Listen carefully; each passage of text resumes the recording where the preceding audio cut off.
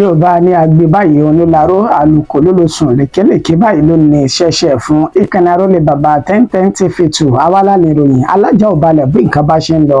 káàkiri orígun mẹ́rẹ̀ẹ̀rin àgbáláyé mímọ́ ṣe tàwa náà kọ́ mo máa ń sọ pé Elédùmarè lówó sùnsùn tó sì máa tó di rẹwà fákùkọ tiwa wípé ká mọ̀ ṣe kó sì máa tayọ láwùjọ àwọn akẹgbẹ́ wa tó kù bàbá tí wọ́n ń kí Elédùmarè ẹja máa kí gbogbo ẹ̀ǹtẹ̀jọ́ lólùfẹ́ náà tí ẹja aládùúró àti alátìlẹyìn wa lórí ìkànnì wípé ẹ kú gbogbo àsìkò Elédùmarè yóò máa wà pẹ̀lú ẹnì kọ̀ọ̀kan wa ìbíròyìn fún ti àsìkò yìí náà làyẹn fẹ́ Elédùmarè tó ṣe bẹ́ẹ̀ tó ṣàjọ bí ìṣe mi o kókó oníròyìn ńkọ́ ẹ jẹ́ ń gbé yẹ̀wò ṣáájú ẹ̀kúnrẹ́rẹ́ rẹ̀ báyìí. Pẹ̀lú bí òní ṣe jẹ́ àyájọ́ ọjọ́ àwọn èwe lórílẹ̀‐èdè àgbáláyé ààrẹ Bọ́lá Ahmed Tinubu ti ṣe ìlérí láti máa dáàbò bo àwọn èwe orílẹ̀‐èdè Nàìjíríà. Ẹ wò ó ṣe rí àwọn tó ń sá wọnú ẹgbẹ́ òṣèlú APC láti inú ẹgbẹ́ òṣèlú mìíràn èmi ò rí nǹkan tí wọ́n wá ju pé ẹlẹ́ṣẹ̀ ni wọ́n sì ń wá àforíjì àti pé ọ̀daràn làwọn ènìyàn náà Oyinlọ́lá ló sọ èyí di mímọ̀. Mo ṣèlérí láti dáàbò bo gbogbo ìjọba ìbílẹ̀ tó wà ní kọ̀rọ̀kọ́ndù ìpínlẹ̀ Borno kúrò lọ́wọ́ àwọn agbésùmọ̀mí ikọ̀ Boko Haram àti ISWAP Baba Gana Zulum ló sọ èyí di mímọ̀. Wọ́n ti tú àwọn akẹ́kọ̀ọ́ onídàánwò WAEC àti àwọn ènìyàn 11 mìíràn tán jí gbé sílẹ̀ ní ìpínlẹ̀ Rivers lẹ́yìn tí àṣàrídòkúrò tó ṣáájú àwọn ọmọ ogun wọ inú igbó náà lọ. Bẹ́ẹ̀ ni ti ìpínlẹ̀ Ondo àwọn agbébọn náà jí ọmọ ìjọ Deeper Life 3 ọ̀tọ̀ọ̀tọ̀ gbé lọ báyìí. Bẹ́ẹ̀ lọ̀rọ̀ mà ṣe bẹ́ẹ̀ tó tún rí ní ìpínlẹ̀ Plateau ní àwọn agbébọn ti yìnbọn pa ènìyàn 2 tí 3 míì farapa yánmayànmá nínú ìkọlù tuntun èyí tó wáyé ní Bọ́kọ̀sì. Ẹgbómi ìjà kaná kájọ báwò lórí ikọ̀ ọmọ ogun ojú òfurufú lẹ́yìn tí wọ́n ṣe ìkọlù láti ṣekú pa ọ̀gọ̀rọ̀ àwọn agbésùmọ̀mí ní ìpínlẹ̀ Borno lásìkò táwọn agbésùmọ̀mí náà fẹ́ ṣe ìkọlù sí ibùbá àwọn ọmọ ogun ilẹ̀ yìí. Ìròyìn ọ̀hún rèé lẹ́kùnrẹ́rẹ́ báyìí. Pẹ̀lú bí òní ṣe jẹ́ àyájọ́ ọjọ́ àwọn èwe káàkiri orílẹ̀-èdè àgbáláyé níṣe ni ààrẹ Bọ́lá Ahmed Tinubu ti ṣe ìlérí láti máa dáàbò bo ohun ìní àwọn èwe orílẹ̀-èdè Nàìjíríà. Lẹ́ni tí ń ṣe ọjọ́ 27 oṣù karùn-ún ọdún tá a wà nínú rẹ̀ yìí ni a ń ṣe àyájọ́ àwọn èwe káàkiri orílẹ̀-èdè àgbáláyé níṣe ni ààrẹ Bọ́lá Ahmed Tinubu ló ti wá ṣe bẹ́ẹ̀ tó ti fi ohùn léde tó sì kọ lẹ́tà ìta gbangba láti fi ṣe àyájọ́ ọjọ́ àwọn èwe orílẹ̀-èdè Nàìjíríà nípa pàtàkì pé àwọn mọ rírì àti pàtàkì àwọn èwe torí pàwọ̀ gan ni ọjọ́ ọ̀la orílẹ̀-èdè Nàìjíríà ó ní gbogbo tí à ń ṣe lónìí ẹ̀yin èwe yìí ó ní ọ̀la wa sì padà máa gbà wá náà lárugẹ nígbà tí ń ṣe àlàyé nínú lẹ́tà náà ó sọ dúnmọ̀ wípé ìjọba òun ṣe ìlérí wípé gbogbo ìmáyédẹrùn fáwọn èwe ó ní òun ti gùn lé tó sì ti ń ṣe báyìí tóun sì ní dẹ́kun àti máa ṣe ó ní bákan náà ni wípé nílé ìwé ní ilé ní ibùgbé àti àyèkáyè a gbọ́dọ̀ fi òfin de bá ṣe máa ń ṣe bẹ́ẹ̀ lu àwọn èwe nílòkulò àti bá ṣe máa ń yọ situete síra wọn kí a ṣe bẹ́ẹ̀ dẹ́kun gbogbo àwọn nǹkan wọ̀nyí ó ní ẹ̀yin ní ọ̀la wa ẹ̀yin sì ní ìwúrí àti ọjọ́ ọ̀la rere tá a ní fún orílẹ̀-èdè Nàìjíríà àwa ní fi ọ̀rẹ́ rẹ̀ ká fi mú ọ̀rọ̀ yín tó bá ti kan abala tí ẹ̀yin tí ẹ jẹ́ ìwé yìí olóríṣiríṣi àwọn àlàkalẹ̀ ó ní àwọn ti ṣe nínú ètò tí mú ìdàgbàsókè bá ètò ọ̀rọ̀ àwọn èwe lórílẹ̀‐èdè Nàìjíríà èyí tí mínísírì tó ń rí sí ọ̀rọ̀ àwọn obìnrin tí wọ́n ti ṣe bẹ́ẹ̀ ṣe agbátẹrù ọ̀pọ̀lọpọ̀ àwọn nǹkan ní orílẹ̀‐èdè yìí ó wá ṣe bẹ́ẹ̀ ṣe ìmọ̀ràn fún àwọn òbí alágbàtọ́ wípé ká gbìyànjú láti máa tọ́ àwọn ìwé náà sí ọ̀nà ká sì má ṣe àwọn ìwé lò ní orílẹ̀‐èdè Nàìjíríà torí pé òfin ilẹ̀ wa kò fi ara mọ́ ẹ bá sì ti wúrú ìwà báyìí páńpẹ́ òfin làwọn yóò fi máa gbé wọn wọ́n ṣe àdúrà fáwọn ìwé orílẹ̀-èdè Nàìjíríà pé ẹ ṣe tọdún yìí ẹ tún ṣe tẹ̀mí láṣẹ lọ́wọ́ Elédùmarè. Ẹ wò ó ṣe rí àwọn tó ń sá wọnú ẹgbẹ́ òṣèlú APC láti inú ẹgbẹ́ òṣèlú mìíràn èmi ò rí wọn bá wí o ṣe ni oníkálukú ń wá ní tí wọ́n jẹ àti pé ó ṣeé ṣe kan ti dáràn kan tẹ́lẹ̀ Oyinlọ́lá ló sọ èyí mọ́. Gómìnà tẹ́lẹ̀ ní ìpínlẹ̀ Ọ̀ṣun Ọlágúnsóyè Oyinlọ́lá òun ló máa ṣe àlàyé ọ̀rọ̀ lásìkò tán ní ìtàkùrọ̀sọ pẹ̀lú rẹ̀ lórí orí rédíò ní ìlú Òṣogbo tí ń ṣe olú ìpínlẹ̀ Ọ̀ṣun lánàá tí ń ṣe ọjọ́ kẹrìndínlọ́gbọ̀n oṣù tá a wà nínú rẹ̀ yìí. Ibẹ̀ ló ti ṣe ní àlàyé pé ní agbọn ìbéèrè tẹ̀bí mi yìí pẹ̀lú bí àwọn kan ṣe sá kúrò láti ẹgbẹ́ òṣèlú míì wọnú ẹgbẹ́ òṣèlú APC oní tó ń rí níbẹ̀ ni wípé ọ̀gọ̀rọ̀ àwọn ènìyàn náà ó ṣeé ṣe kán jẹ́ ọ̀daràn paraku láti inú ẹgbẹ́ òṣèlú tí wọ́n wà láti wọ ojú rẹ̀ lọ sí inú ẹgbẹ́ òṣèlú APC. Ó ní àwọn míì nínú wọn ó ní wọ́n lọ látàrí ìmọ̀tara ẹni nìkan èyí tí ó ń gbé wọn kúrò láti inú ẹgbẹ́ òṣèlú alátakò wọnú ẹgbẹ́ òṣèlú APC. ó ní òun kò rí nǹkan gidi pàtàkì tí ìjọba tó wà lóde yìí lábẹ́ àṣẹ ẹgbẹ́ òṣèlú APC láti ti fáwọn ọmọlẹ́dẹ̀ Nàìjíríà èyí tó lè mú káwọn kan máa jáde síta kọ́ńbọ́ọ̀kì ká sì máa fọwọ́ sọ̀yà wípé àwọn lọ sínú ẹgbẹ́ òṣèlú APC. ó ní àwọn ènìyàn náà wọn ò ti torí ìfẹ́ ara ìlú àbí torí àwọn tí wọ́n wà nínú ìlú darapọ̀ mẹ́gbẹ́ òṣèlú APC o bí kì í ṣe tó kálukú jẹ àti ìmójúkúrò ìwà àforíjì lórí ẹ̀sùn àbí ẹ̀ṣẹ̀ tí oníkúlùkù wọn tó ti ṣẹ̀ nígbà tí ó sì ṣe àlàyé pé báwọn ṣe wà yìí ẹgbẹ́ òṣèlú PDP ó ní ẹgbẹ́ tó sì ti mọ̀yán lórí jù ní orílẹ̀-èdè Nàìjíríà. bẹ́ẹ̀ rántí wípé níṣe ni ìròyìn náà ti jáde láti bí oṣù mélòó kan sẹ́yìn níbi tí àwọn ẹgbẹ́ alátakò láti ní ẹgbẹ́ òṣèlú PDP Labour Party àtẹgbẹ́ òṣèlú míì tó ti ṣe bẹ́ẹ̀ darapọ̀ mẹ́gbẹ́ òṣèlú APC pàtàkì jùlọ àwọn gómìnà níbi tá a ti rí gómìnà ti ìpínlẹ̀ Delta Sheriff Oborevwori tó ti kéde ara rẹ̀ àti àwọn ènìyàn rẹ̀ tó kù tá darapọ̀ mẹ́gbẹ́ òṣèlú APC níbi oṣù mélòó kan sẹ́yìn báyìí. bákan náà ni gómìnà ti ìpínlẹ̀ Akwa Ibom Imo Eno lónà ti ṣe bẹ́ẹ̀ ṣe ìkìlọ̀ fáwọn ènìyàn rẹ̀ tájọ ń ṣiṣẹ́ wípé ẹni tó bá kọ̀ tí ò bá tẹ̀lé ni wọlé ẹgbẹ́ òṣèlú APC lásìkò tí ń bá ṣe tán láti darapọ̀ níṣe ni kó kọ̀wé fipò lẹ̀ tàbí kí àwọn ṣe bẹ́ẹ̀ káwọn fi ọwọ́ sí júwe ilé fún oríṣiríṣi ọ̀rọ̀ ló mọ̀ tí ń lọ nípa ìfẹ́gbẹ́ òṣèlú alátakò sílẹ̀ darapọ̀ mẹ́gbẹ́ òṣèlú APC báyìí. wọ́n ṣèlérí láti dáàbò bo gbogbo ìjọba ìpínlẹ̀ tí ń bẹ ní ìpínlẹ̀ Borno kúrò lọ́wọ́ àwọn agbésùnmọ̀mí ikọ̀ Boko Haram àti ti ISWAP. Babangana Zulum ló sọ èyí di mímọ̀ lẹ́yìn ìpàdé tí ẹni tó jẹ́ gómìnà ní ìpínlẹ̀ Borno tó ṣe pẹ̀lú ààrẹ Bọ́lá Ahmed Tinubu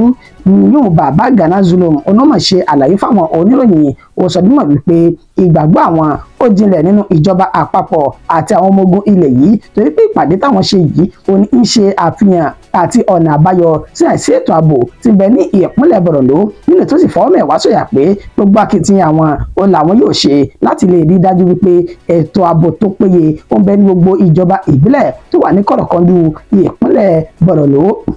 níbi tó ti ní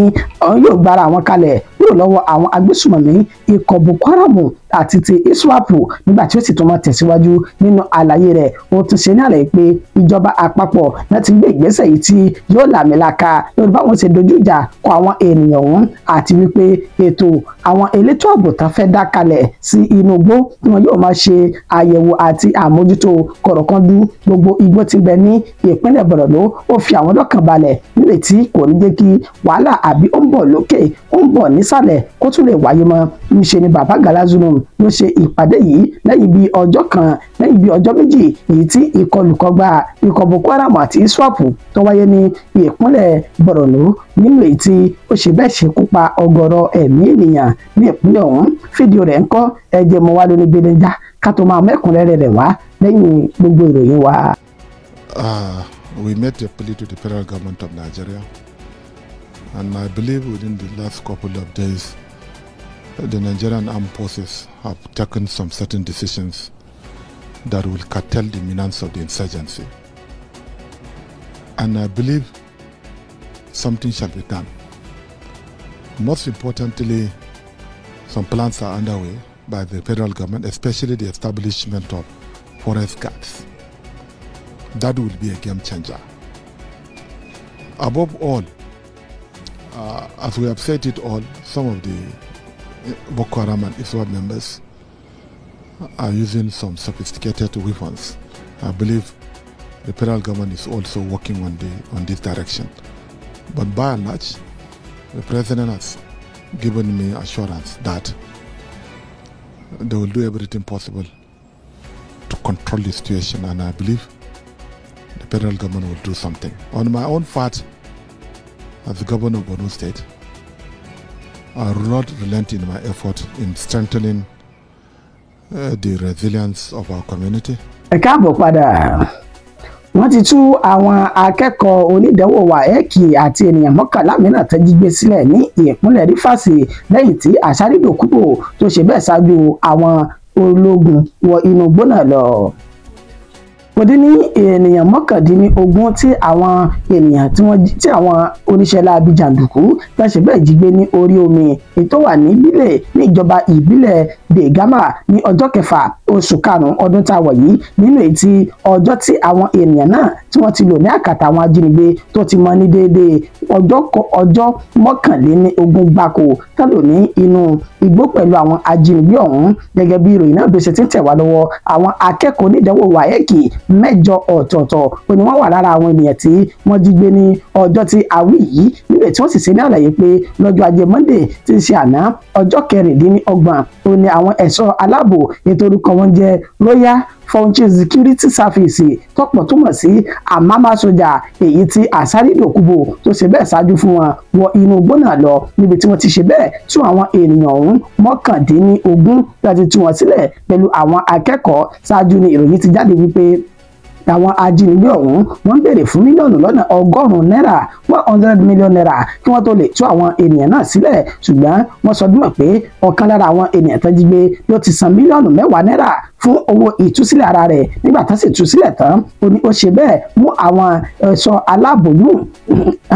aláàbò náà tó mú wọn lọ sí inú igbó tí àwọn ènìyàn náà wọ́n fi ara sínkò sí níbi tá ti ṣe ní àlàyé pé wọ́n tú àwọn ènìyàn mọ́kàndínlógún ọ̀hún wọ́n tú wọn sílẹ̀ ṣùgbọ́n sá wọ́n ní wọ́n wá ẹni tó jẹ́ ọmọ ogun ilẹ̀ yìí ètò pé orúkọ rẹ̀ ní Lance Corporal Saliu Ibrahim ètò ní ó ṣeé ṣe káwọn oníṣẹ́ láabi ọ̀hún ká ti gbẹ̀mí lẹ́nu rẹ̀ torí pé aṣọ ogun rẹ̀ nìkan àti ID card rẹ̀ onìkan ni wọ́n rí níbi tí àwọn ènìyàn náà tí wọ́n fi ara sínkù sí. Bákan náà ló ṣe ní àlàyé pé wọ́n fi páńpẹ́ òfin gbé ọ̀kan lára àwọn afurasí náà Victor Friday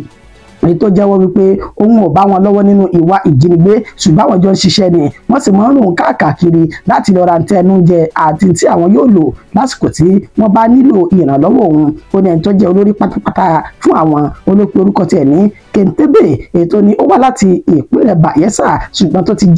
tó ti jápa báyìí tó sì ti bẹ́ ẹsẹ̀ rẹ̀ sọ̀rọ̀ tó ti sá lọ nígbà tó gbúròó pa àwọn ènìyàn yìí wọ́n ń bọ̀ ẹni tó ṣe bẹ́ẹ̀ ṣáájú wọn tó fi rí àwọn ènìyàn tó kù gbà sílẹ̀ ó náà pe orúkọ tiẹ̀ ní Victor Akinloye ní ìpínlẹ̀ Rivers.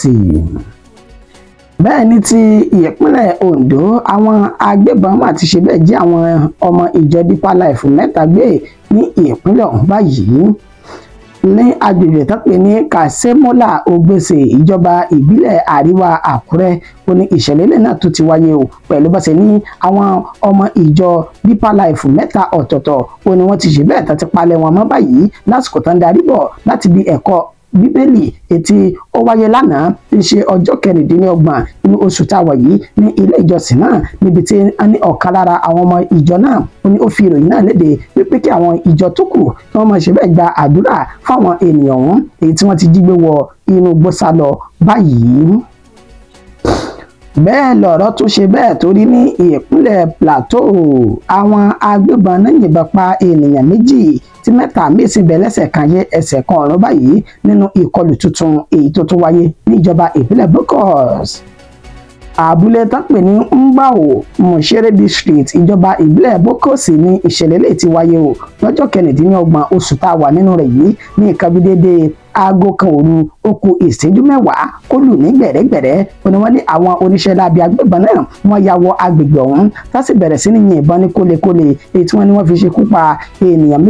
2 pé orúkọ wọn ní Jeftan Gritchen àti Juliet Jeftam èyí tí wọ́n sọ ní àlàyé pé 3 lára àwọn ènìyàn náà ó ní wọ́n wà ní ẹsẹ̀ kan ayé ẹsẹ̀ kan ọ̀run níbi tá a ti rí Mary Ishaku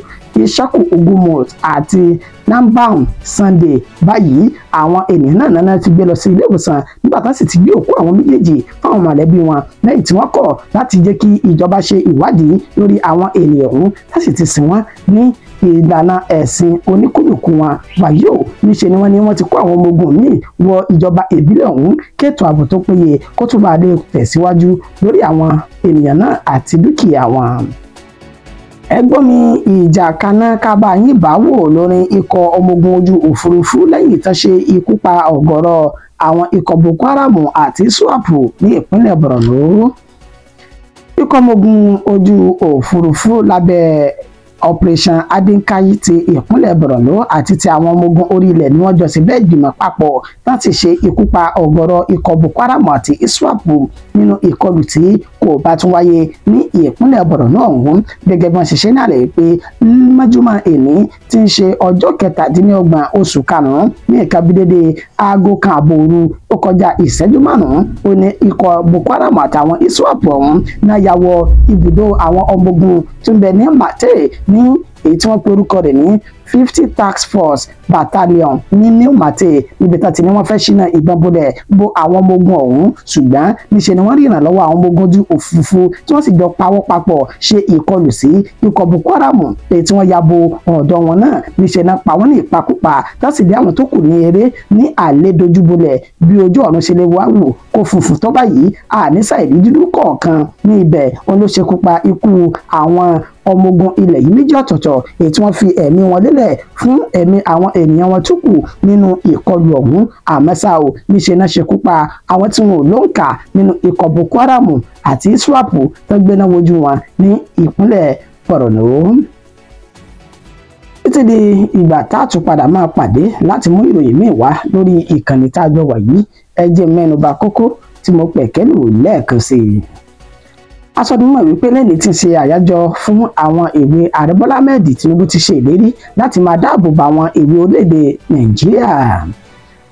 Níṣe ni gómìnà tẹ́lẹ̀ ní ìpínlẹ̀ Ọ̀ṣun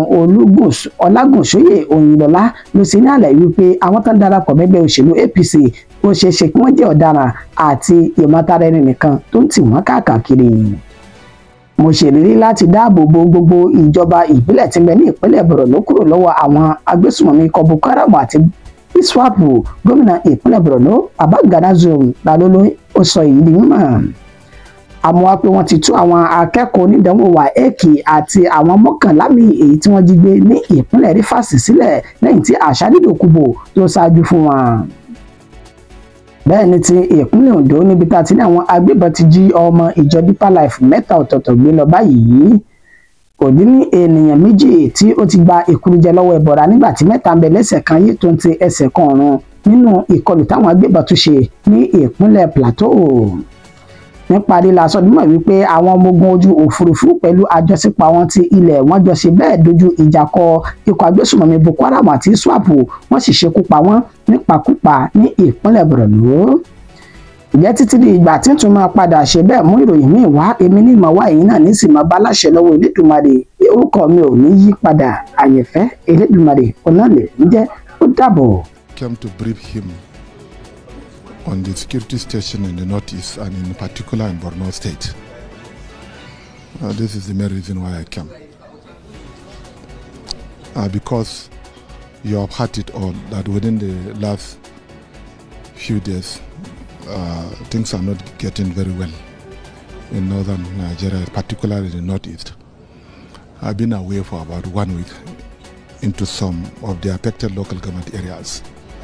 We are trying to see how we shall reduce the incessant attacks on military formations and others. So I came and I briefed Mr. President on how possibly best we can, the state and the federal will work together in order to reduce such problems that we are facing. Yes. Okay. The president has spoken at several fora about what he wants to do about security, how he intends to fight insecurity in different parts of the country, and that aligns with your own intention too, as you have spent some days in the in one of the affected local governments in your state. So what is now the new development that will check this situation? Honestly speaking, we made a plea to the federal government of Nigeria, and I believe within the last couple of days the Nigerian armed forces have taken some certain decisions that will curtail the menace of the insurgency. And I believe something shall be done. Most importantly, some plans are underway by the federal government, especially the establishment of forest guards.